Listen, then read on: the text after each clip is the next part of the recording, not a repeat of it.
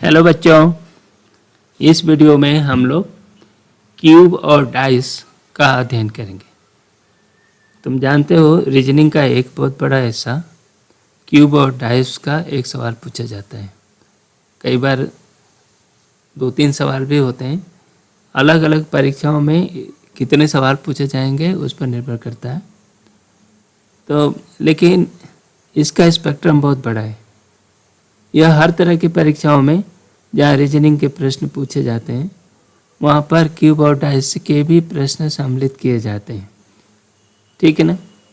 वैसे तो ये सवाल ये विषय बहुत ज़्यादा कठिन नहीं है, लेकिन इसका सिस्टमेटिक जानकारी होना बहुत ज़रूरी है। यदि तुम पहले से जानो तो तुम्हारे लिए ये सवाल बहुत आसान होता है। वो मिनटों में क्या सेकंडों में आप हल कर लोगे। और यदि आप नहीं जानते हो तो आप अनुमान लगाते रह जाओगे, फिर ये सवाल हल होगा नहीं। तो चलो बिना किसी देरी के हम लोग सीधे सवाल पर आते हैं, सीधे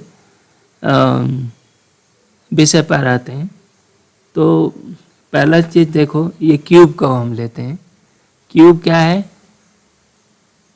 क्यूब के बारे में जो बेसिक जानकारी है, क्योंकि क्यूब के संबंध में कुछ सवाल पूछे जाते हैं विशेष तरह के, उसको हम लोग आगे देखेंगे।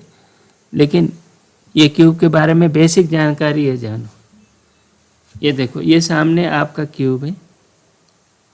ये कौन सा क्यूब है? इसका ए बी सी है ना, DEFG, इस तरह से क्यूब है। ठीक है ना। क्यूब के ये जो सॉलिड लाइनें दिख रही हैं ना, वह आपके सामने दिखने वाले फेस हैं। और जो डॉटेड लाइन देखते हैं, ये डॉट वाली लाइन जो ये दिख रही है ना, ये लाइनें जो हैं पीछे वाली हैं, जो दिखाई नहीं देती। लेकिन इस क्यूब को ट्रांसपेरेंट करके दिखाया गया है। अब ये क्यूब आपके सामने है, आपसे कुछ प्रश्न पूछे जा रहे हैं और उन प्रश्नों के उत्तर दो। पहली बात कि नंबर ऑफ फेस कितने हैं, कुल फेस कितने हैं, कुछ कितने तल हैं। देखो क्यूब के अंदर कितने तल हैं। ठीक है ना। तो तल को गिनना है तो देखो, तल को गिनने के लिए सबसे आसान तरीका ये देखो, उसका बेस लो, उसका आधार देखो, है ना। एक वर्ग जो है इसका, ये नीचे वाला है, और एक उस क्यूब की छत है ना, है ना। क्यूब का एक नीचे वाला आधार है और दूसरा उसका टॉप है। ठीक है ना। इसको कहते हैं बेस और इसको कहते हैं रूप, टॉप। ठीक है ना। यही शब्दावली हम यूज करेंगे, बेस और टॉप। इस पूरे वीडियो में हम यही शब्दावली यूज करेंगे। ठीक है। अच्छा, ये बेस के देखो, बेस की 4 भुजाएं हैं, ये है ना। 4 भुजाओं पर एक एक दीवार खड़ी हुई है ना। इन दीवारों को एक एक तल मान लो। ये तो इसको कहते हैं साइड वॉल। इसके जो हैं ये इसकी साइड वॉल है। देखो ना, कितनी साइड वॉल है? 4 साइड वॉल है। ठीक है ना। बेस के ऊपर 4 साइड है जो दोनों छत, ये टॉप और बेस को जोड़ रही हैं। तो कुल मिलाकर के अब इसमें देखो, इसी तरह से हम लोग गिनती करेंगे। टोटल फेस कितना? टोटल फेस कितने तल हैं? तो ये है देखो, बेस और टॉप और 4 क्या हो गए? 4 साइड वाली भुजाएं, कुल मिलकर के 6 फेसेस है। ठीक है ना।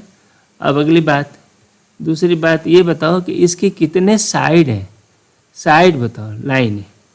तो ये देखो, साइड गिनती करने के लिए आप ये सबसे पहले बेस को गिनो। ये कितने हो गए? 4 साइड हो गए बेस के, और 4 उसकी छत का माने टॉप पर हो गई, है ना। 4 साइड है, ये हो गई। ये साइड को एज भी कहते हैं, है ना, एज। और खड़ी साइड है देखो 4 है ना।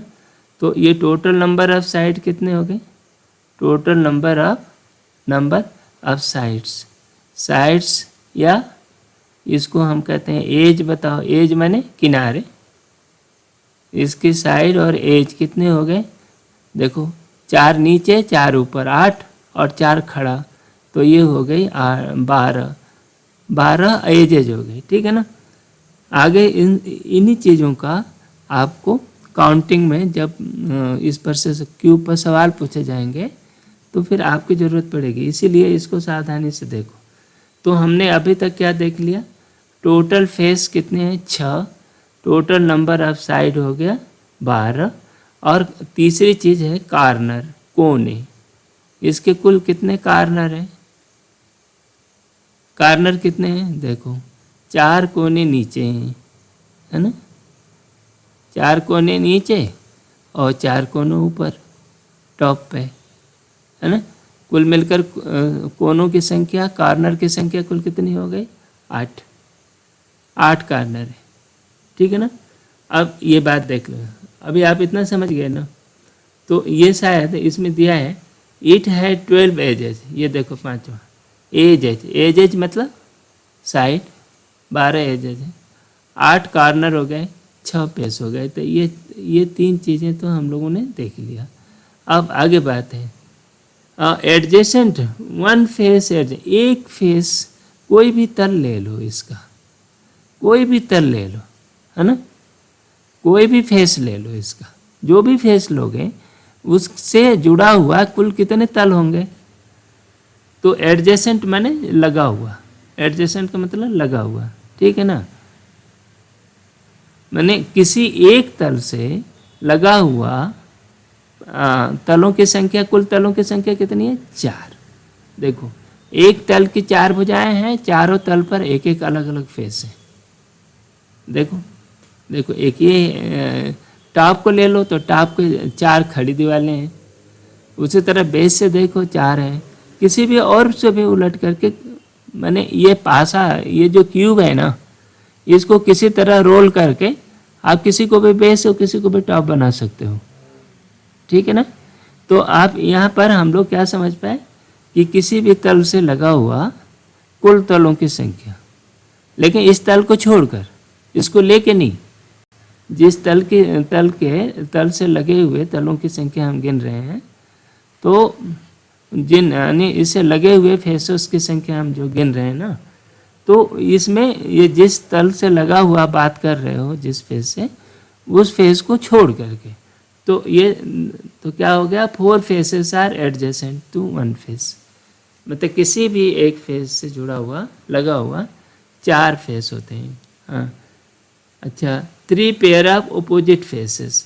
अच्छा भाई, आमने सामने, ये देखो आमने सामने के फेसेस के कितने जोड़े हैं, तो कितने पेयर हैं देखो, 3 पेयर, एक ऊपर नीचे, ऊपर और नीचे, और साइड वाले दो के अपोजिट, कुल मिल करके 3 पेयर हैं। 6 तल हैं, तो 2 के जोड़े बनाओगे तो कितने बनेंगे, 2 ही 3 ही तो बनेंगे।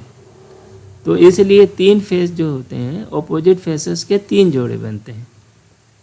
अच्छा, अपर फेस कोई किसी काम का नहीं है, ये छोड़ दो, ठीक है ना। तो क्यूब का एक बॉटम फेस होता है, ये बॉटम तली वाला जो सबसे नीचे रहता है, एक टॉप फेस है, और बाकी साइड फेसेस। तो इस तरह से क्यूब के एज, कार्नर, हमारे जो काम की जो चीज़ है ना, कि एक, अच्छा एक बात और भी देखो, जो ओपोजिट फेस होता है ना किसी भी फेस का, वो उस फेस से नहीं जुड़ता, उस फेस से किसी भी साइड से लगा नहीं होता। क्या मतलब, किसी भी फेस का जो विपरीत फेस होता है, सामने का जो फेस होता है ना, वो उस फेस से जुड़ा नहीं होता। जैसे मान लो ये बेस वाला, बेस के सामने का फेस क्या है, टॉप वाला है ना, लेकिन ये टॉप वाला फेस जो होता है बेस से किसी भी साइड से जुड़ा नहीं है, ठीक है ना। तो इसलिए इसका मतलब ये भी है कि जो फेस किसी फेस से जुड़ा होता है वो ऑपोजिट फेस नहीं हो सकता। और सवाल पूछा जाता है, जब पासे का सवाल आएगा तो तुम देखोगे, तो उसमें यही सवाल पूछा जाता है जनरली कि इस फेस के सामने का ऑपोजिट फेस क्या होगा, वो बताओ। तो इसमें एक क्यूब के पासा भी एक क्यूब होता है, ठीक है ना। तो अब जब बात ये आती है, पासा माने डाइस, क्यूब कहते हैं घन, क्यूब की हिंदी होती है घन और डाइस की हिंदी होती है पासा, ठीक है ना। तो ये घन और पासे से संबंधित सवाल पूछते हैं। पासा भी ये घन ही होता है। तो जहाँ तक साइड और कॉर्नर की बात आती है पासे का, उतने ही कॉर्नर और साइड पासे के भी होते हैं। तो इतनी जानकारी के बाद अब हम लोग आगे क्यूब से संबंधित कुछ सवालों को देखते हैं। क्यूब के संबंध में पहला सवाल बनता है कि मान लो एक बड़ा क्यूब है और जिसकी साइड की लंबाई मान लो n है, n यूनिट है, सेंटीमीटर चाहे कुछ भी हो, n यूनिट है, ठीक है ना। अब इस क्यूब को 1 यूनिट के यूनिट साइड के स्मॉलर क्यूब में काट दिया जाता है, स्मॉलर क्यूब में इसको कट कर दिया जाता है। जैसे यहाँ पर दिया है, ये क्या है, 5 यूनिट है, यहाँ n बराबर 5 है ना। तो अब ये पूछ रहा है कि टोटल नंबर ऑफ क्यूब कितने बनेंगे, ठीक है ना। तो हमारा कहना, हमारा ये क्या है, इसमें पूरा सिस्टम हमारे पास लेंथ ऑफ क्यूब की लंबाई कितनी है, क्यूब की पूरी लंबाई कितनी है, n यूनिट, ठीक है ना। अब स्मॉलर क्यूब कितने का बनना है, 1 यूनिट का बनता है। The length of smaller cube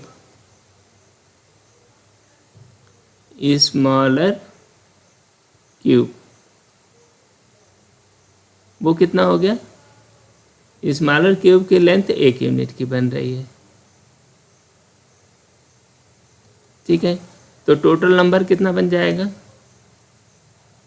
total number of smaller cube, छोटे क्यूब के जो संख्या होगी वो कितना है। इसको छोटे छोटे टुकड़ों में काट दिया 1-1 यूनिट के, और कुल कितने बन जाएंगे, देखो n ये बन गए n क्यूब बन जाएंगे, है ना। इसको n पर 3 घात। तो अब जैसे मान लो ये n बराबर 5 है, जैसे इन्होंने 5 बताया, ठीक है ना। तो तब संख्या कितनी बन जाएगी, तो नंबर कितने हो जाएंगे, छोटे नंबर क्यूब, देखो 5 गुणित 5 गुणित 5, है ना। n क्यूब का मतलब हो गया n गुणित n गुणित n, 3 बार गुणा कर, ठीक है ना। जितने बनेगा उतने ही क्यूब बनेंगे। तो ये 25 गुणित 5 125 क्यूब बनेंगे, है ना। अभी n 5 हो तो, और n की जगह मान लो 3 दे सकता है, 2 दे सकता है, ठीक है ना। तो ये टोटल नंबर ऑफ क्यूब कितने बनेंगे। अब इसी स्मॉलर छोटे क्यूब के बारे में बात हो रही है, और उसमें ये कह रहा है कि ये n यूनिट का एक क्यूब है और उसको हमने चारों ओर से पेंट कर दिया है। कैसे, एक ही रंग से हमने पेंट कर दिया है, ठीक है ना। अब इसके अलग अलग इसी पेंटेड क्यूब के ऊपर 3 तरह के सवाल पूछे जाएंगे। अब ये पहला सवाल ये पूछ रहा है, यहाँ पर इस वाले फिगर में देखो, इस वाले में, और ये दूसरे, ये 1 नंबर फिगर में देखते हैं, उसमें क्या बोल रहा है कि ये ऐसा क्यूब जो छोटे वाले क्यूब, इसकी साइड n है ना। जो बड़ा क्यूब है उसकी side, length of side of bigger cube, ये हम मानकर चल रहे हैं, length of side of bigger cube, ये कितना है क्यूब, ये n दिया है, ठीक है। और 1-1 यूनिट के आप इसको टुकड़े कर रहे हो, 1-1 क्यूब बना रहे हो। अब क्वेश्चन ये है कि ऐसे क्यूब के अंदर ऐसा छोटे क्यूब कितने होंगे जिनके तीनों फेस रंगे हुए हों, पेंटेड हो, तीनों फेस रंगे हुए हैं। तीनों फेस रंगे मैंने देखो कौन, ऐसे क्यूब कितने होंगे,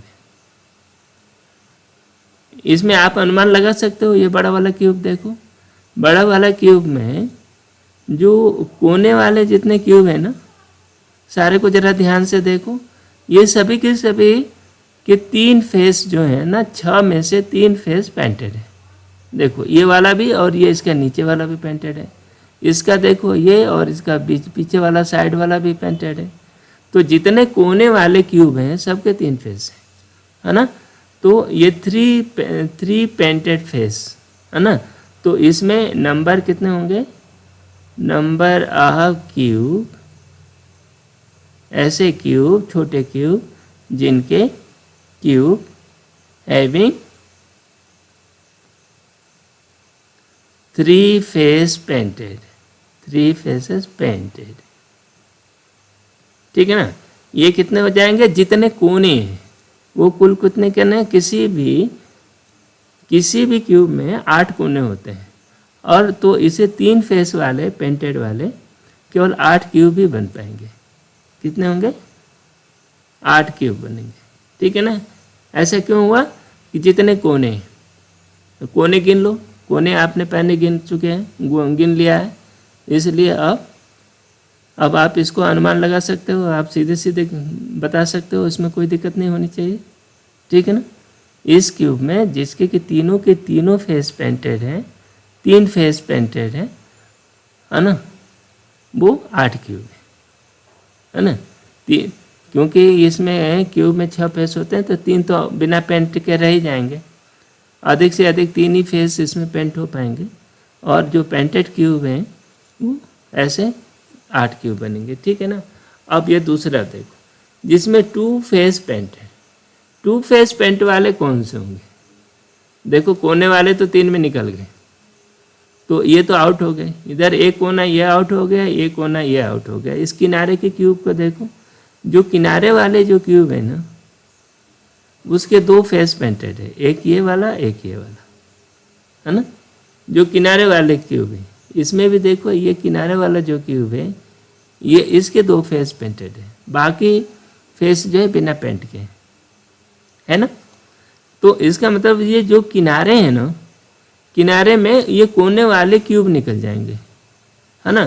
तो एक ऊपर का कोना निकल गया, एक नीचे का कोना निकल गया, ये बीच वाला कितना बच गया। अभी ये देखो, ये जो क्यूब लिया है ना, यहाँ पर चित्र में दिया है, वो 3 ही का दिया है, ठीक है ना।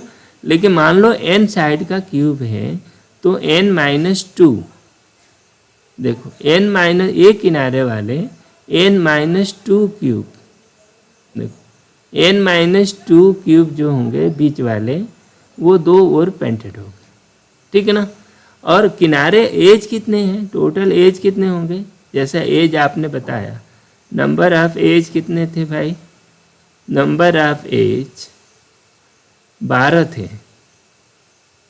12 थे ना। देखो 4 एज नीचे हैं बेस में, और 4 एज ऊपर हैं टॉप वाले में, और 4 एज खड़े हैं।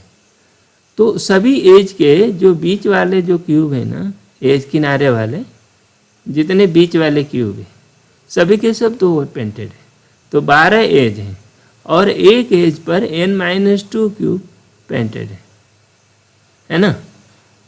जैसे एक एज आपने बना लिया, मान लो हमने 5 का बना दिया, 1 2 3 4 5 6 7 8 हमने, चलो 8 का बना, कितने हो गए, ये 1 2 3 4 5 6 7, ये 7 यूनिट का हो गया, ठीक है ना। तो देखो ये ऊपर वाला कोना चला जाएगा 3 फेस वाले में, ये नीचे वाला 3 फेस में चला जाएगा, ये बच गया जो 7 - 2 है ना, 5, ठीक है ना। तो ये जो 5 क्यूब जो किनारे के बच जाएंगे ना, वो 2 और पेंटेड होंगे, समझ में आई क्या। तो ये 12 एज होते हैं, और एक एज में तो number of cube painted at 2 faces, ठीक है ना। ये कितने हो गए, 12 गुणित n-2। देखो जिस तरह से मैं बना रहा हूँ, और यदि आप नहीं निकाल पा रहे हो तो कोई बात नहीं, अब इस फार्मूले को आपको रट कर रखना पड़ेगा कि 2 ओर पेंटेड n-2, ठीक। और वो कैसे आया, वो देखो ऊपर का एक कोना निकल गया, नीचे का एक कोना निकल गया, बच गए किनारे के कुल बच गए कितना, n-2 बच गए। n-2 के 12 किनारे हैं तो 12 का गुणा कर दिया तो आपको 2 साइड पेंटेड वाले क्यूब मिल गए, ठीक। अब आगे बढ़ते हैं।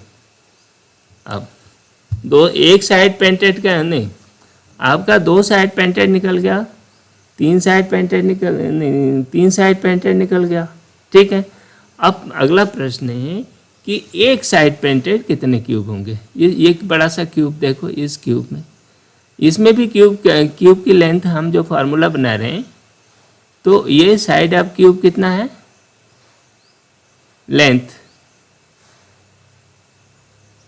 लेंथ कितनी है, लेंथ ऑफ साइड, ये n यूनिट का है। तो देखो, तो एक एक यूनिट के क्यूब बन रहे हैं, छोटे वाले क्यूब 1 यूनिट के हैं, बड़ा वाला क्यूब n यूनिट का है। अब वो कह रहा है कि वो क्यूब बताओ जो केवल एक साइड में पेंटेड हो। एक साइड पेंटेड, ये चित्र देख रहे हो, हर फेस में जो ये वाला बीच वाला है ना एरिया, वो एक साइड पेंटेड है। ये देख रहे हैं, ऐसा क्या हुआ कि देखो एक यूनिट सब उधर निकल गया, एक यूनिट इधर निकल गया, एक यूनिट इधर निकल गया, एक यूनिट इधर निकल गया। अब इसकी इस साइड की लंबाई कितनी हो गई, इसकी n-2, है ना, कितनी हो गई n-2। इसकी साइड की लंबाई कितनी हो गई n-2। तो ये एक स्क्वायर बना ना, इस स्क्वायर का एरिया। अब बस एक एक क्यूब, बीच वाले क्यूब अनपेंटेड है, बीच वाले क्यूब जो है बिना पेंटेड है ना, केवल ऊपर वाला ये सरफेस वाला 1 यूनिट का देखना है।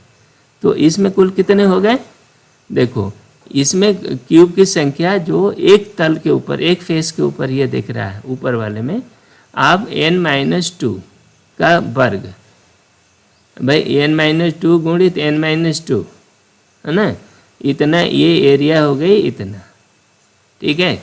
तो वो जो क्यूब जो है इस सरफेस के n-2 स्क्वायर, n-2 होल का स्क्वायर, ये क्यूब की संख्या होगी। अच्छा, लेकिन ये जो है ना एक फेस की गणना की आपने, अब इसको सारे फेस की गणना कर लो। सभी फेस में, जैसे कितने फेस हैं, 6 फेस हैं, तो 6 फेस का 6 गुना कर दो, तो ये हो गया number of cube painted at one side, one face, ठीक है ना।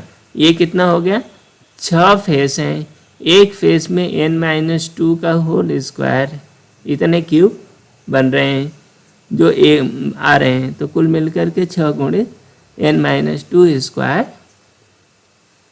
क्यूब जो होंगे एक साइड पेंटेड होंगे, ठीक है ना। अब ये देखो, यहाँ पर गिन के बताओ कितने फेस हैं, कितने इसमें, ये बड़ा वाले क्यूब में आप हम लोग गिनेंगे अभी, ठीक है ना। अच्छा, ऐसे क्यूब कितने होंगे जो बिना पेंटेड हैं, ठीक है ना, बिना पेंट वाले कितने क्यूब होंगे, देखो ये वाला एक इसमें ये निकाल दो, एक शायद ये पेंट वाला है ना, इसको निकाल देते हैं, ये निकाल देते हैं। तो ये इसके बीच में अंदर जाओगे तो आपको इसका ये 1 यूनिट निकाल दो, ये 1 यूनिट उधर का निकाल देते हैं, ठीक है ना। जो क्यूब अंदर बच जाएंगे, अंदर वाले जो क्यूब हैं वे सारे के सारे बिना पेंटेड हैं, ठीक है ना। तो बिना पेंट के the cubes having no face painted, no face painted, ये कितने हो गए, ये हो जाएगा, देखो ये बीच वाले एरिया का 1 यूनिट निकाल दो, तो n-2 का क्यूब। ये एक्चुअली क्या कर रहे हो कि इस क्यूब को 1 यूनिट इधर काट दो, काट के निकाल दो, फेंक दो, इसको काट के निकाल दो, ये ऐसे 1 यूनिट काट के फेंक दो। ये इधर साइड से भी 1 यूनिट काट दो, तो जो बचा वाला क्यूब होगा ना उसकी साइड n-2 क्यूब की होगी। ठीक है ना, जितना काट करके हमने हटा दिया तो n-2 क्यूब मतलब n-2 गुणित 3 बार गुणा n-2 गुणित n-2। ठीक है ना, 3 बार गुणा कर दो, ये बच गया अनपेंटेड। सबको जोड़ दोगे तो n क्यूब आ जाएगा, क्योंकि सबका जोड़ उसके छोटे क्यूब के बराबर n क्यूब ही होता है ना। तो अब ये हम इस पूरे जो डिस्कशन है उसको समराइज करते हैं। टोटल नंबर ऑफ क्यूब्स कितना है, n क्यूब है। कहाँ, तो देखो ये किसके लिए ले रहे हैं, साइड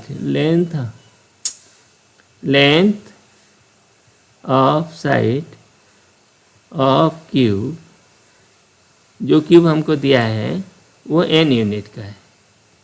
ठीक है ना। अच्छा, तो और स्मॉलर क्यूब कितने के हैं, smaller cubes are of side 1 unit, है ना। एक यूनिट के काटे गए हैं। आपको कभी कभी सवाल 2 यूनिट के भी दे सकता है, उसको सावधानी पूर्वक करना पड़ेगा। लेकिन अभी हम लोग बात फॉर्मूले डेवलप जो किए हैं वो 1 यूनिट के किए हैं। ठीक है ना। तो अब ये आ गया टोटल नंबर ऑफ क्यूब, कुल कितने क्यूब बनेंगे, n क्यूब बनेंगे। 3 फेस पेंटेड कितना आएगा, सिर्फ 8। कितना आएगा, 8 ही आएगा। 2 फेस पेंटेड कितने आएंगे, 12 गुणित n-2, 12 गुणित, क्योंकि 12 एज है, n-2 एक एज पर रहेगा, 12 किनारे 12, इसलिए क्यूब की एज फेस वो काउंट करने की ज़रूरत पड़ी थी। अच्छा, एक फेस पेंटेड कितना होगा, n-2 का क्यूब। ठीक, नो फेस, ओनली 1 फेस, इसमें जो है हम लोग निकाले तो थे अभी, ये 6 गुणित n-2 स्क्वायर, ये 6 गुणित n-2 स्क्वायर, एक फेस पेंटेड कितना आया, ये इतना आया। ठीक, नो फेस पेंटेड n-2 का क्यूब। ठीक है ना। ये क्यूब के बारे में इतनी सी जानकारी है और इसी पर सवाल बनेंगे। ठीक है, अब ये सवाल लेते हैं, एक्चुअल में क्या सवाल है क्यूब के वो देखो। अगला सवाल देखिए, इसमें जो डाइस दिए हुए हैं ना, डाइस के फेसेस पर रंगों के नाम दिए हुए। अब वो कह रहा है कि ईलो के सामने, क्या पूछ रहा है कि ईलो के ओपोजिट में कौन सा फेस है। देखो इसको समझने के लिए ये देखो कि ऐसा 2 पासेज ढूंढो जिसमें ईलो हो लेकिन बाकी 2 चीज़ें जो होंगे एक जैसे न हो। तो इस काम के लिए हम ऐसा चुनते हैं। देखो, 1 नंबर 1, इसको 1 कह देते हैं और इसको 4 नंबर को। तो हम 1 और 4 को मिलाकर देखते हैं, 1 और 4 से क्या दिख रहा है। इसमें ईलो कॉमन है, बाकी रेड और रोज, देखो रेड और रोज इसमें है और इसमें क्या है, इसमें ब्लू और ऑरेंज है। हमें चाहिए ईलो के ऑपोजिट। ठीक है ना। तो ईलो के ऑपोजिट वो होगा जो दिखाई नहीं दे रहा है। रूल नंबर 3 शायद था ना, जो रूल नंबर 2 या 3 था, जो भी आप ये 3 रूल में से आपने देखा है, तो जो भी रोल नंबर हो उसमें देखो कि 1 और 4 में वो रंग जो दिखाई नहीं दे रहा, माने जो सामने नहीं है, रेड और रोज है, देखो ब्लू और ऑरेंज ये नहीं दिखा रहे, ये वायलेट है जो नहीं दिख रहा।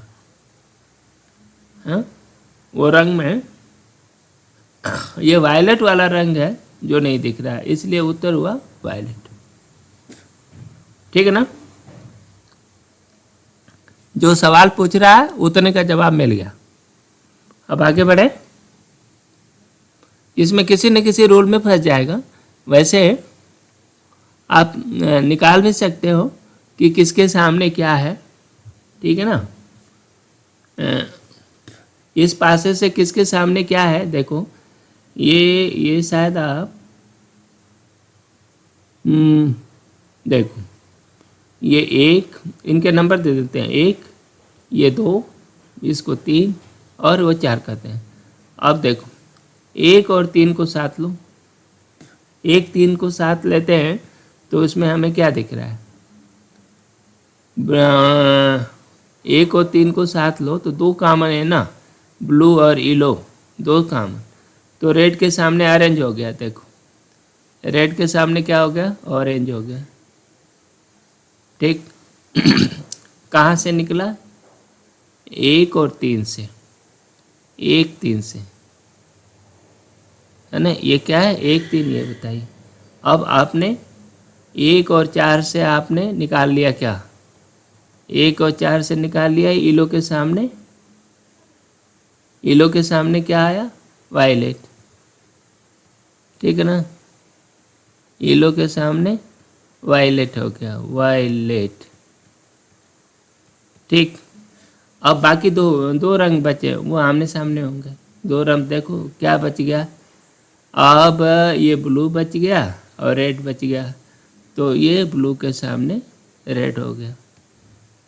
यदि निकालना पड़े इस तरह तो हम ये सारी चीज़ें निकाल सकते हैं, ये पास से पर्याप्त जानकारी रखते हैं, ये दिया हुआ है। लेकिन जो अभी जानकारी है तो कोई 2 चुनो ऐसा जो किसी न किसी रूल में फंसे, और हमें ये चाहिए कि येलो का अपोजिट है तो वो कैसे आएगा। अब अगला सवाल लो। ये क्या पूछ रहे हैं कि we sign well opposite to plus, plus के सामने क्या होगा, ठीक है ना। प्लस के सामने का वही देखो जिसमें प्लस 2 कॉमन हो, देखो ये है और ये 2, इसी तरह के 2 कॉमन क्या है यहाँ, और ये 1 नंबर और ये 4 नंबर, ठीक है ना। इसमें आपके 2 पासे को देखो, ये 2 कॉमन है, ठीक है ना। तो जो सामने दिख रहा है वो दोनों फेस आपस में ओपोजिट होंगे। तो ये देखो प्लस के सामने ये एक्स होगा, प्लस के सामने एक्स हुआ, ठीक है। बाकी और बारीक में नहीं जाते, जो पूछ रहा है वही बताते जाओ। आगे अगला सवाल देखो, इसमें पूछ रहा है कि नंबर 1 के सामने 1 इज टॉप, 1 टॉप पर हो तो बॉटम पर क्या होगा, है ना। मतलब ये कि 1 के ओपोजिट बताओ, 1 के ओपोजिट, ठीक है ना। देखो 4 और 6 कॉमन है, ठीक है ना। तो 1 के ओपोजिट क्या होगा, 5। रूल नंबर जहाँ 2 कॉमन हो, है ना, जहाँ 2 नंबर कॉमन हो तो जो नंबर अनकॉमन है, जो कॉमन नहीं है, वे एक दूसरे के ओपोजिट होंगे। इन दोनों पासों में ये तो 5 और 6 ओपोजिट होंगे। तो 1 के सामने 5, सॉरी कि 4 और 6 कॉमन है, यहाँ देख रहे हैं ना। तो 1 नंबर इसमें दिख रहा है, 5 नंबर इसमें दिख रहा है, तो 1 और 5 जो दिख रहा है वो आपस में ओपोजिट होंगे। तो इसलिए ये जो है 1 के सामने 5 होगा, आंसर भी, ठीक। आगे देखिए ये when the 3 points are at the bottom, देखो इसमें डॉट दिया हुआ है, क्या दिया है, डॉट दिया है। तो जब 3 पॉइंट्स बॉटम में हो तो how many points will B eight top, तो उसको अपोजिट बताओ। 3 के अपोजिट, 3 के अपोजिट देखो इसमें 3 दिख रहा है, ठीक है।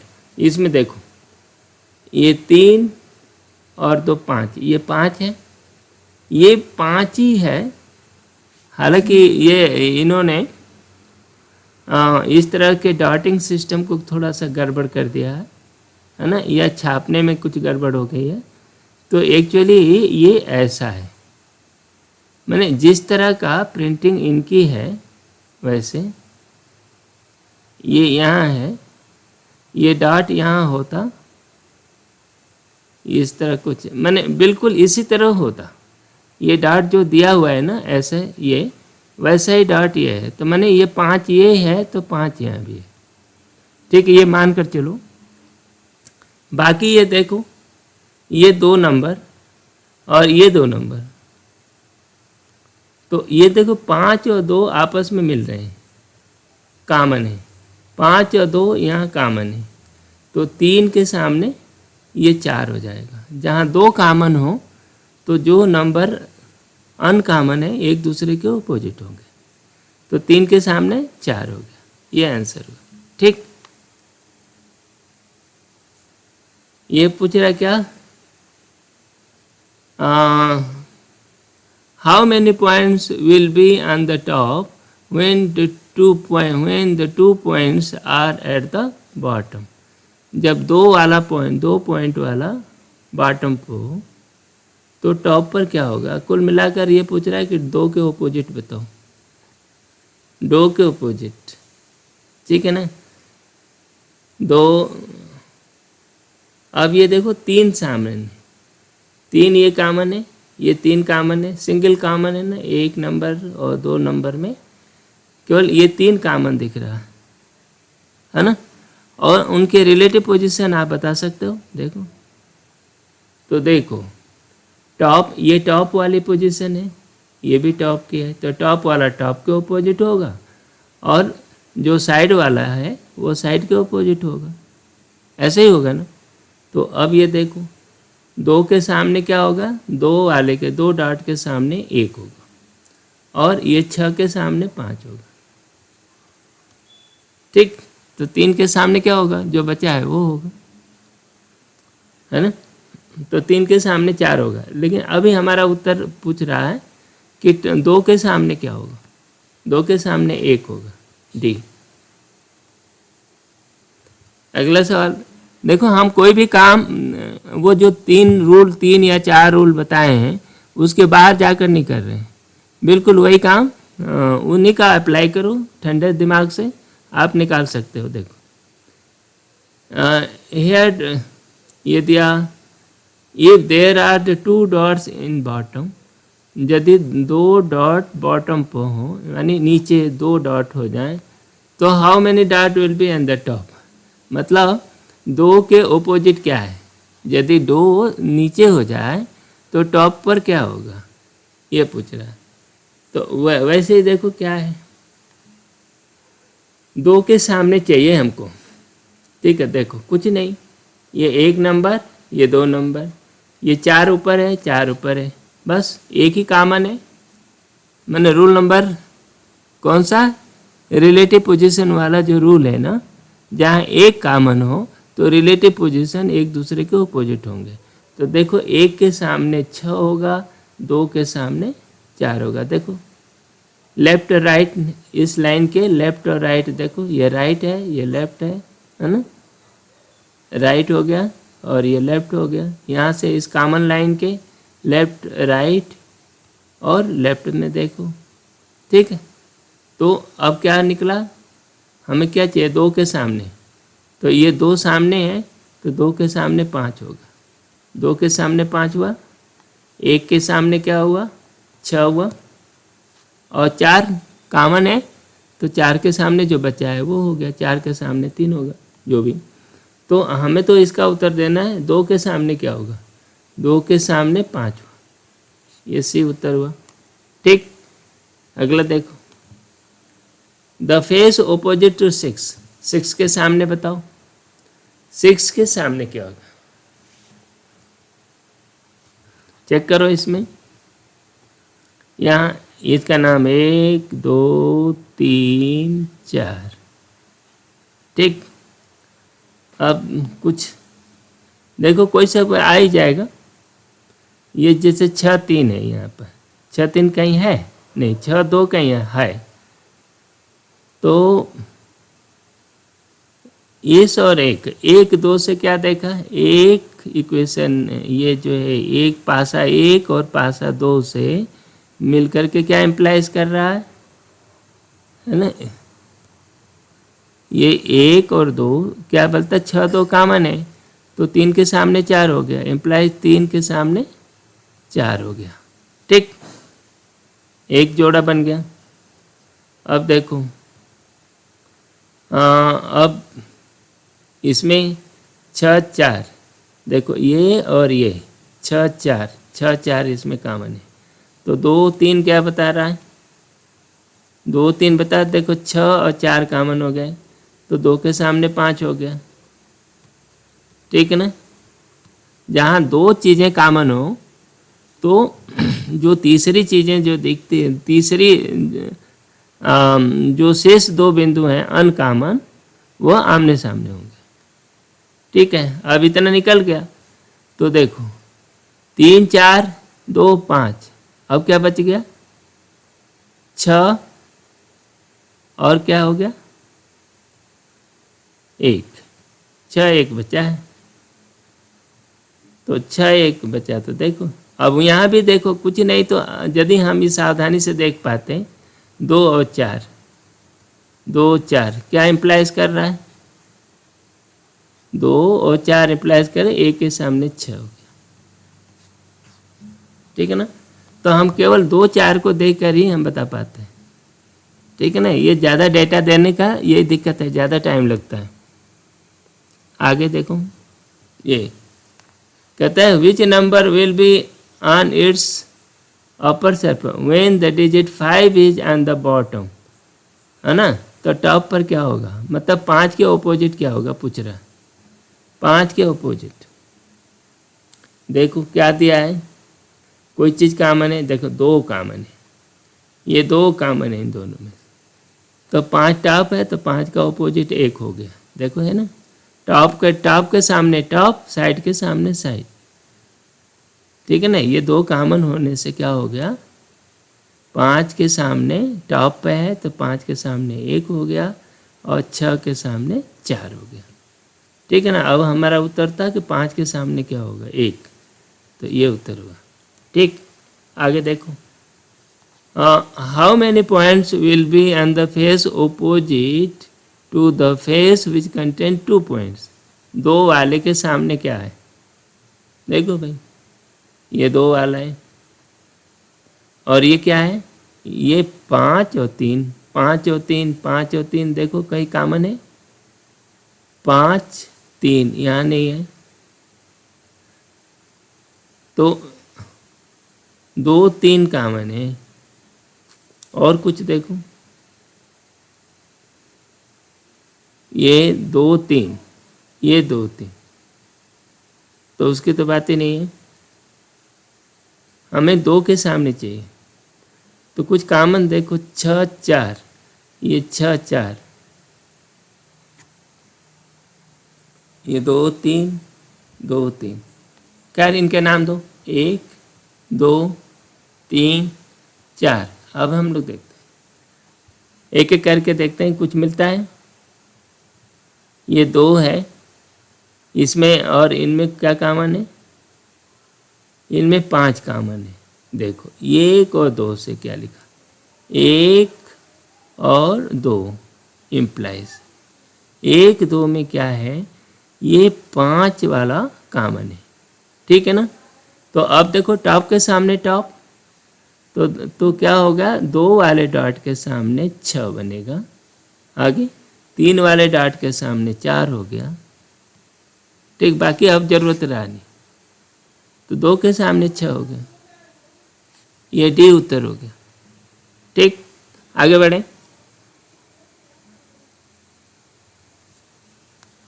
यहाँ पूछ रहा है द पोजीशन, ये क्यूब्स दिए हुए हैं, which letter will be on the face opposite to the face A वाले फेस के सामने ओपोजिट क्या होगा। ठीक है, ए के ओपोजिट क्या होगा, देखो इसको पकड़ो, सी ई 2 नंबर और ये 3 नंबर, ये 4 ये 1, तो 2 और 3 को पकड़ो, ये सी ई कॉमन है ना, दो कॉमन, ए और डी, तो ए के सामने डी हो गया। क्या, जहाँ दो फेस कॉमन हो तो शेष जो अनकॉमन है दोनों में वो आमने सामने होंगे, तो ए के सामने डी होगा, तो उत्तर हुआ ए। ठीक, इस सवाल को देखिए। इस सवाल में दो पासे दिए हुए हैं, दो डाइस है, उस पर नंबर लिखे हुए हैं। उन दोनों पासों में कोई भी नंबर कॉमन नहीं है, तो इससे स्पष्ट है कि इससे एक यूनिक सॉल्यूशन आप तो नहीं बना पाओगे। लेकिन इसके बाद ये जो ओपन चार्ट दिया हुआ, ओपन डाइस का जो चित्र दिया हुआ, ठीक है ना, यहाँ पर ये 4 चित्र दिए हैं। इस चार चित्रों में 3 जो है इन पासों के आधार पर आप डिसाइड कर सकते हो कि वो पॉसिबल नहीं है। इसमें केवल एक ही पॉसिबल है, वो पता लगाना है। ठीक है ना, इसको पता लगाने के लिए क्या है, मेथड ऑफ कंट्रडिक्शन का हम उपयोग करेंगे, है ना। तो एक सामान्य रूल है कि नंबर 1 कि alternate surfaces are opposite to each other. जो अल्टरनेट सरफेस रहते हैं ऑपोजिट टू ईच अदर, यहाँ पर ये जो ओपन चार्ट में जो नियम है कि जो एक छोड़ करके दूसरा होगा वो ऑपोजिट होता है। दूसरा, no opposite surface are touched by side और कॉर्नर, है ना। दूसरा रूल ये है कि दो ऑपोजिट साइड कभी भी साइड और कॉर्नर से एक दूसरे को नहीं छुएंगे, स्पर्श नहीं करेंगे। लेकिन इसका मतलब क्या हुआ, इसका कंट्रा पॉजिटिव ये हुआ कि जो दो साइड आपस में मिल रहे हैं एक दूसरे को अपोजिट नहीं होंगे, है ना। नो टू सरफेसेस, है ना, adjacent to each other, adjacent to each other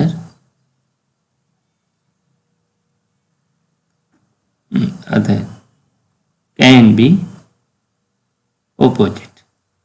ठीक है ना, ये इसी लॉजिक के आधार पर, इसी का कंट्रा पॉजिटिव है, 2 नंबर का जो लॉजिक है उसका कंट्रा पॉजिटिव है ना, निगेशन है, निगेशन नहीं है, कंट्रा पॉजिटिव है, दोनों इक्विवेलेंट है।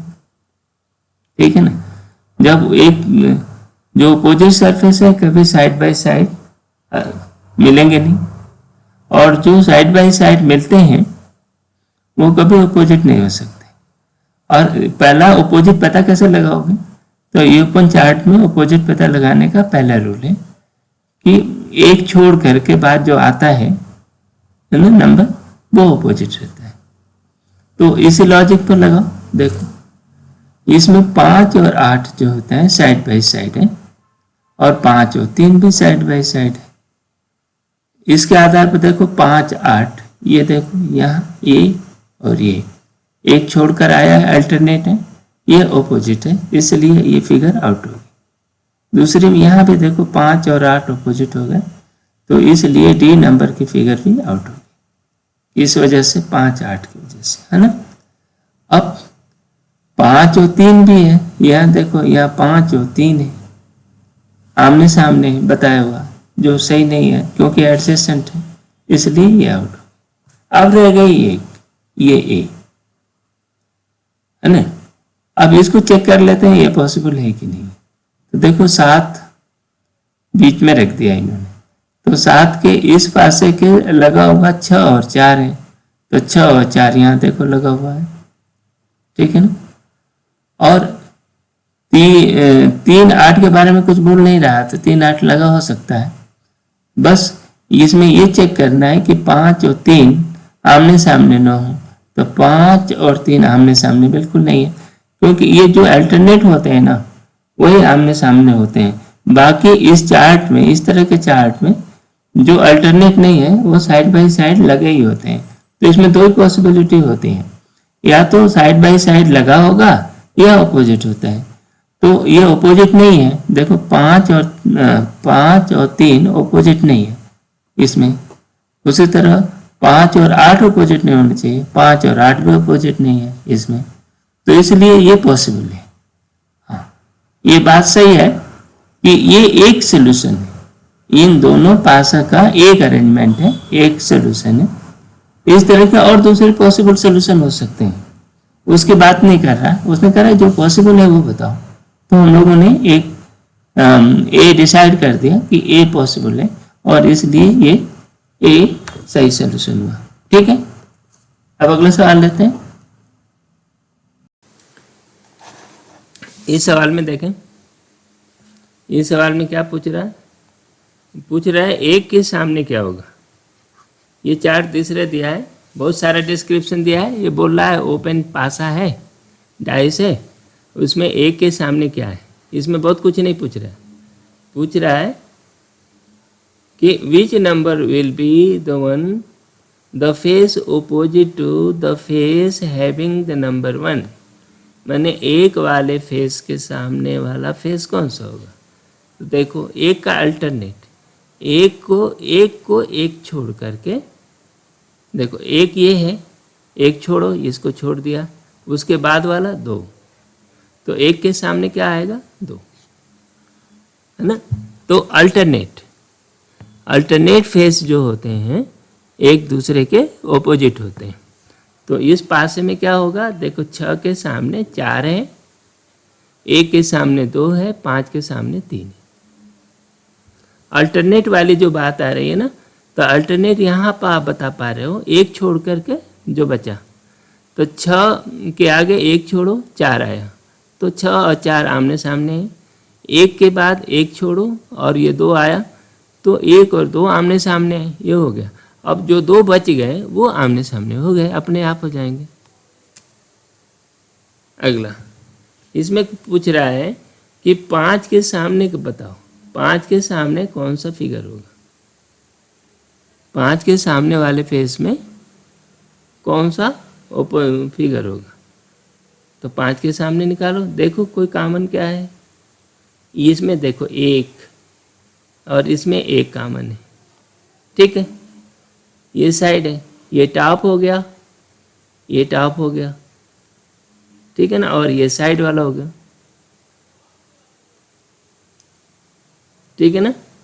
तो देखो 6 के सामने हो गया 2, 4 के सामने हो गया 3, 1 के सामने क्या हो गया जो बच गया, 1 के सामने 5 हो गया, तो 5 के सामने क्या होगा 1, ठीक है।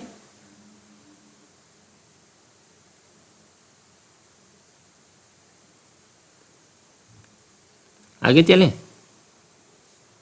यहाँ पूछ रहा है बिल्कुल वो पुराने सवाल जैसे ही है, पीछे वाला जो सवाल था। यहाँ पूछ रहा है कि ये ओरिएंटेशन दिए हुए हैं, तो कौन सा फिगर मैच कर रहा है। आप उसमें देखो, देखो 1 और 5 लगे हुए हैं, 1 और 3 लगा हुआ है। देखो ये बीच में 5 है, 5 से लोगों 5 कोई है, हाँ 5 के साथ 3 होगा, 5 के साथ 1 होगा, 5 के साथ 3 है और 5 के साथ 1 है। देखो ये 5 और 1 आमने सामने हो गया, तो ये फिगर गलत हो गया। देखो 5 1 लगे हुए हैं इसमें, है ना। तो ये इसमें ये बोल रहा है कि 5 के ओपोजिट में 1 है, एक छोड़ कर, है ना, ये देखो एक छोड़ के ये हो गया, तो ये कैंसिल हो गया, एक खराब हो गया। इसमें देखो 2 से 2 इसमें होगा, 2 के साथ 4 होगा और 3 होगा, 2 के साथ 4 होगा और ये 3 होगा, तो ये तो पॉसिबल हो सकता है, ठीक है ना। इसको हमने छोड़ दिया, लेकिन एक बात कर रहा है 1 के ओपोजिट 5, ये देखो 1 के ओपोजिट 5 ये बता रहा है, तो 1 के ओपोजिट 5 कभी नहीं हो सकता है कि नहीं। यहाँ पर देखो 1 5 लगे हुए हैं, तो ये भी आउट हो गया। यहाँ देखो, ठीक है ना, 1 के ओपोजिट 2, एक के साथ 3 और 4 लगे हैं, 1 के साथ 3 और 4, तो ये बना दिया है। लेकिन अब इसको दूसरे वाला पासा बताएगा कि ये जो है 6 के ओपोजिट इसके बाद तो नहीं है, ये देखो ये 5, इसमें देखो 5, 5 के साथ में 2 और 3, तो 2 तो है ही नहीं। अब 4, एक के अपोजिट 5 है, ये देखो 1 के अपोजिट 5, ये आउट हो गया। देखो इसमें क्या मिला, 1 के अपोजिट 5, ये मिला ना, 1 के अपोजिट 5 की वजह से ये आउट हो गया, है ना। तो ये तो पॉसिबल है नहीं। अब ये बन पाएगा, अब देखो बनेगा कि नहीं, ये भी चेक करते हैं। देख 1 के साथ लगा हुआ, देखो 1 के साथ लगा हुआ 5 और 3, ठीक है। 1 के साथ लगा हुआ 5 और 3, ये सही है, ये सही है, 1 के साथ लगा हुआ। और इस पासे का कोई वायलेशन नहीं होना चाहिए। 2 और 4, 2 और 6 आमने सामने नहीं होना चाहिए। 2 और 6 देखो आमने सामने नहीं है, 2 और 6 लगा हुआ है यहाँ पर, बिल्कुल सही बात है। और 2 और 3 लगा हुआ है ना, तो 2 और 3 आमने सामने नहीं होना चाहिए। तो 2 और 3 आमने सामने बिल्कुल नहीं है यहाँ भी, ठीक है ना। और यहाँ पर देखो 2 और 3 हो गया, 2 और 6 हो गया, और 6 और 3 देखो 6 और 3 आमने सामने नहीं होना चाहिए। तो देखो ये 6 है और ये 3 है, आमने सामने नहीं है, तो ये भी सही है। तो मैंने कुल मिला करके ये सी सही है। ये आउट हो गया, ये 3 आउट हो गए, 1 बचा, है ना। ये एक्चुअली इस पासे के 1 से ज़्यादा सोल्यूशन हो सकते हैं, है ना। ये जो कॉन्फ़िगरेशन दिया है, ये सोल्यूशन एक ही नहीं होगा बल्कि 1 से ज़्यादा, क्योंकि इसमें कोई कॉमन नहीं है। यदि कॉमन होता है ना तो एक ही सोल्यूशन होता, और वो तुम सभी फेसेस का आप निकाल पाते। आगे देखें, ये कर रहे हैं, ये पूछ रहा है 3 के सामने, 3 के अपोजिट क्या है।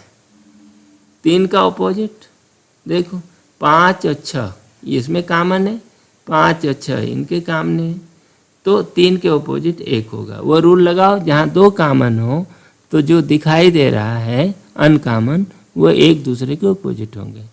तो पूछ रहा है 3 के सामने क्या होगा, 1 होगा, ठीक है ना। आगे इसमें देखो, इसमें ABCD पूछ रहा है और D के सामने अपोजिट पूछ रहा है। D के सामने बताओ। एक्चुअली इन्होंने अंकन जो किया है A B, ये क्या कर रहा है, ये कर रहे हैं कैपिटल और स्मॉल d, E F, ठीक है, करने दो, कोई बात नहीं। यहाँ से देखो कैपिटल D के सामने क्या होगा, देखो E टॉप पे है, ये E टॉप पे है, ठीक है ना।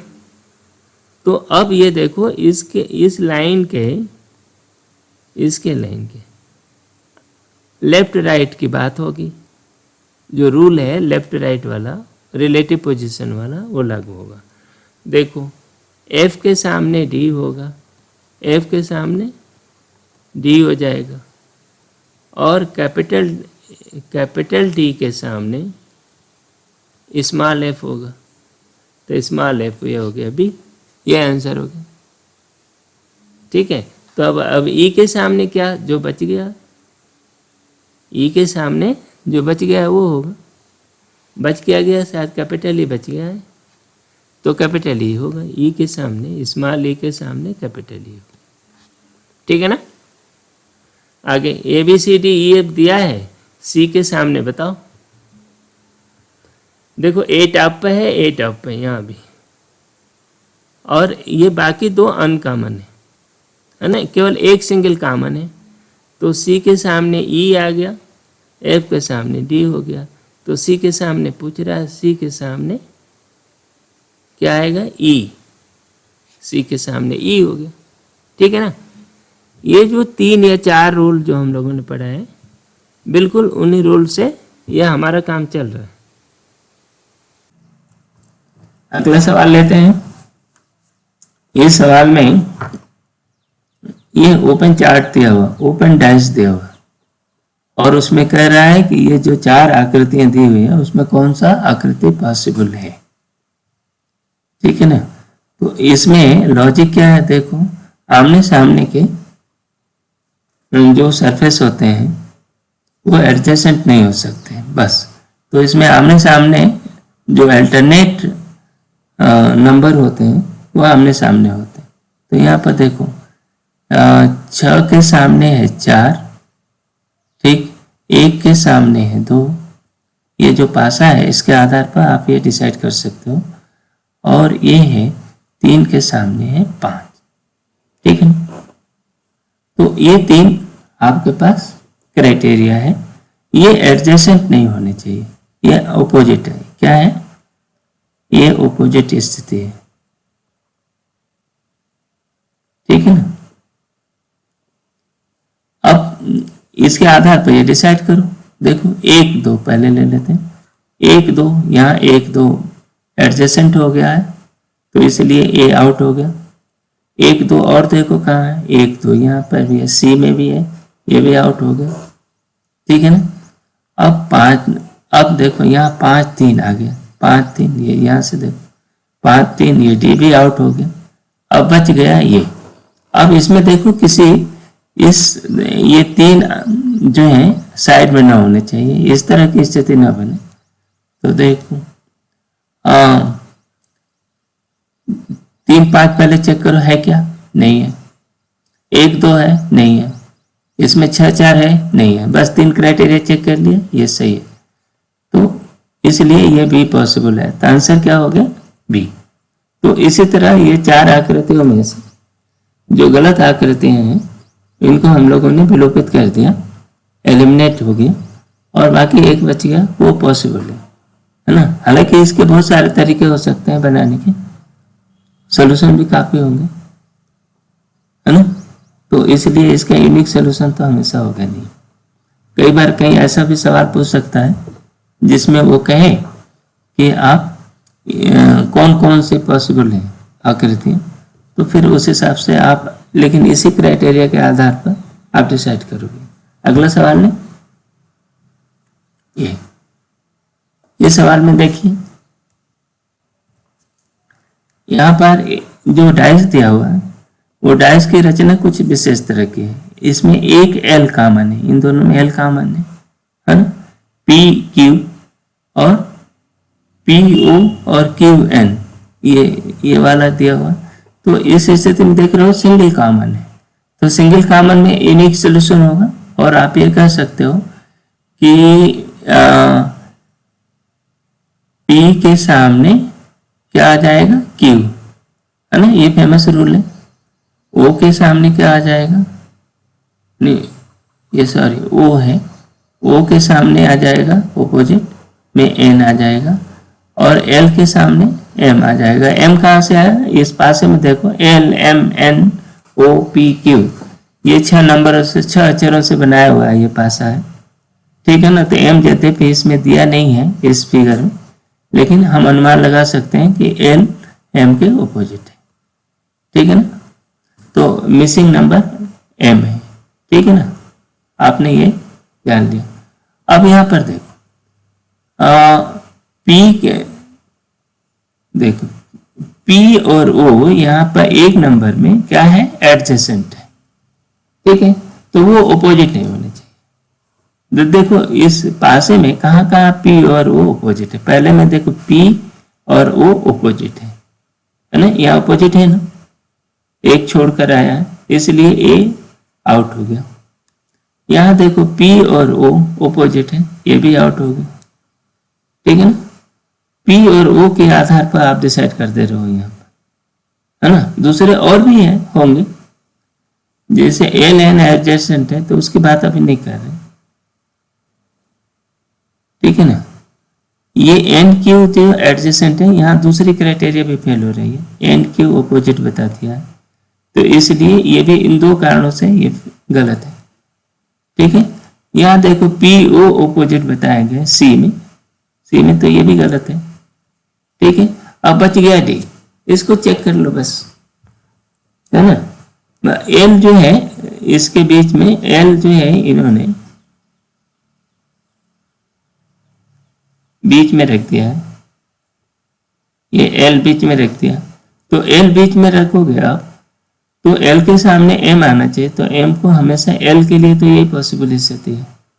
ठीक है, दूसरा इसमें रखा है इन्होंने, यहाँ पी रखा है, यहाँ पी रखोगे आप तो पी के सामने क्यू, तो क्यू को यहाँ अपोजिट यहाँ लेना पड़ेगा।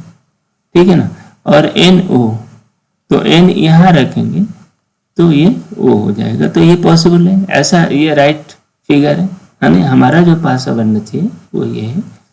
तो ये देखो डी बिल्कुल वैसे ही है, और वैसे भी इसका यूनिक सोल्यूशन है, तो ये एक इस तरह का है।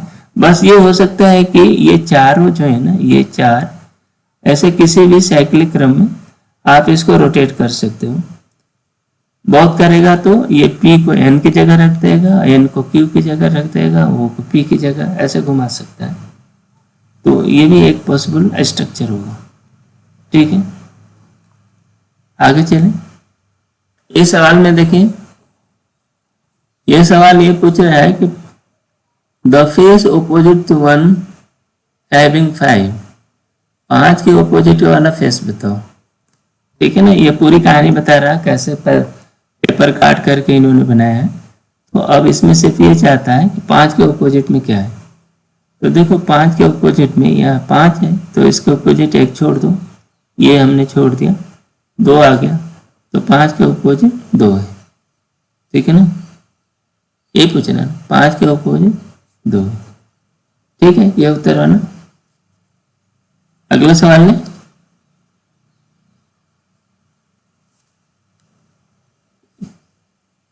एक क्यूब ये ऐसा वैसे ही पूछ रहा, तो ये पूछ रहा है कि the opposite to the face having the number 1, तो 1 की ऑपोजिट बताओ।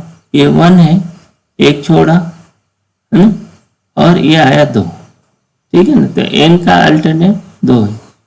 ठीक है, इसलिए n का ये 1 का ऑपोजिट क्या हो गया 2, तो 2 ये आंसर हुआ। ठीक है, आगे बढ़े को देखिए। हाँ कि एक डाई है ना, तो डाइस में क्या दिया है कि red side is opposite to black. Red जो है ओपोजिट, ब्लैक के ओपोजिट है। Blue side is adjacent to white.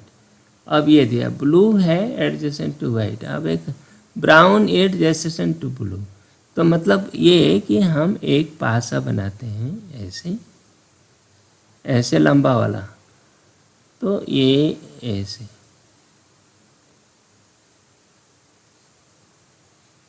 इसमें लिख दो ब्लू। ब्लू ब्लू 2 जगह है, ये ब्लू हो गया।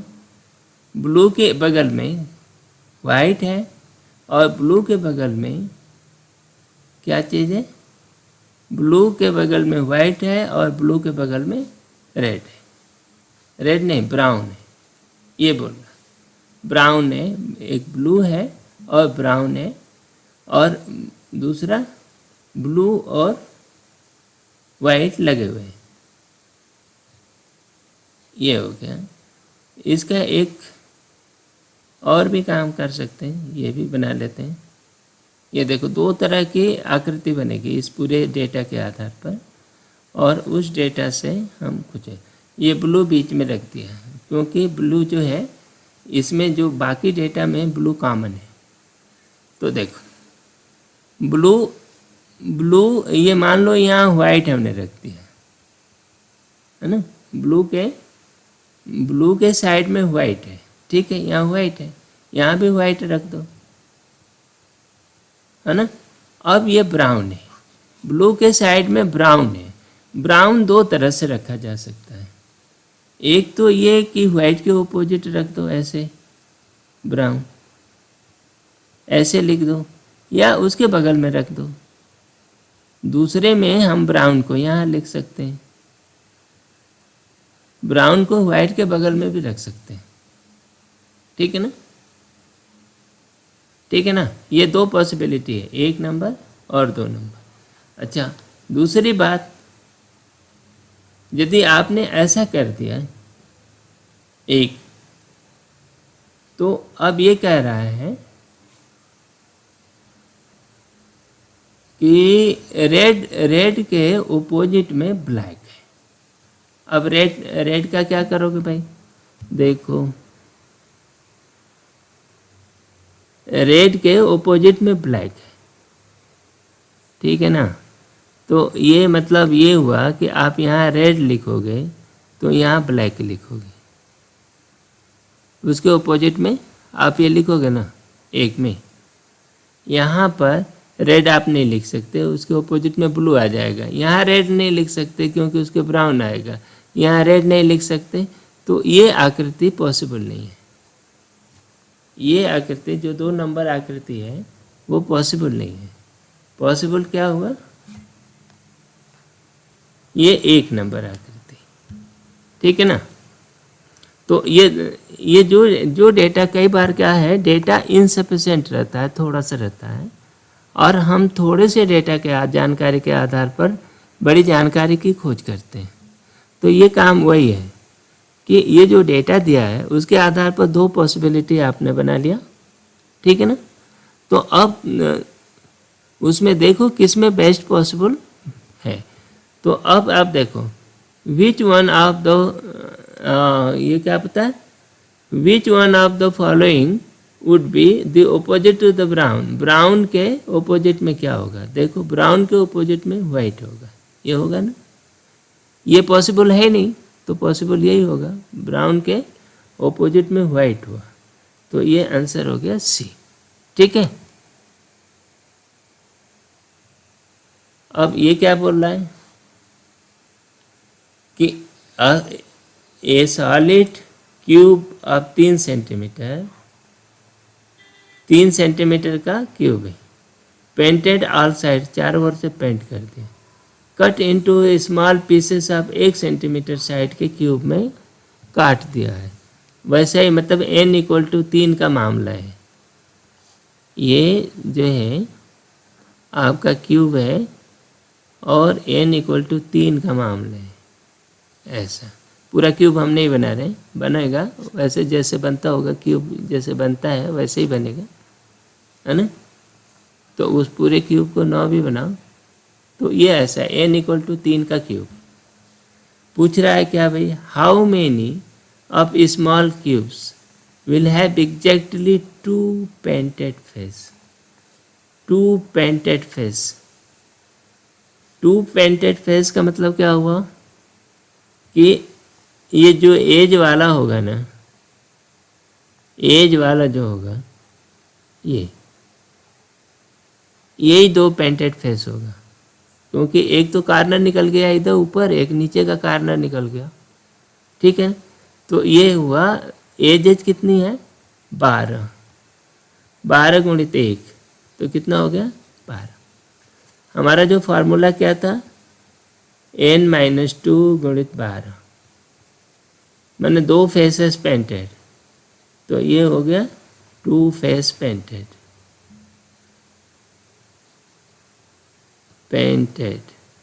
ठीक है ना। n = 3 है, n - 2 निकल गया 1, 12 × 12, 12 उत्तर आया 12, ठीक। आगे बढ़े, ये पूछा a cube has all faces painted, it is cut into smaller cubes of equal size such that the size of small cube is 1/4 of the big cube। देखो ये क्या है, ये बड़ा क्यूब था और इसके छोटे क्यूब, एक क्यूब की साइज 1/4 इसका हो रहा है, तो मतलब ये कह रहे हैं कि इसके 4 टुकड़े हम कर रहे हैं। मैंने कुल मिलाकर ये कहानी है 4 क्यूब वाली, n = 4 की, ठीक है ना। इस पूरे सवाल से आप ये बता सकते हो कि ये कि 1/4 बड़े क्यूब जो है ना उसका 1/4 छोटा क्यूब की साइड है। बताओ अब उसके बारे में क्या है, number of small cubes, only 1 of the side painted, केवल अकेला, देखो n = 4 है, और क्या है single side painted, single side painted,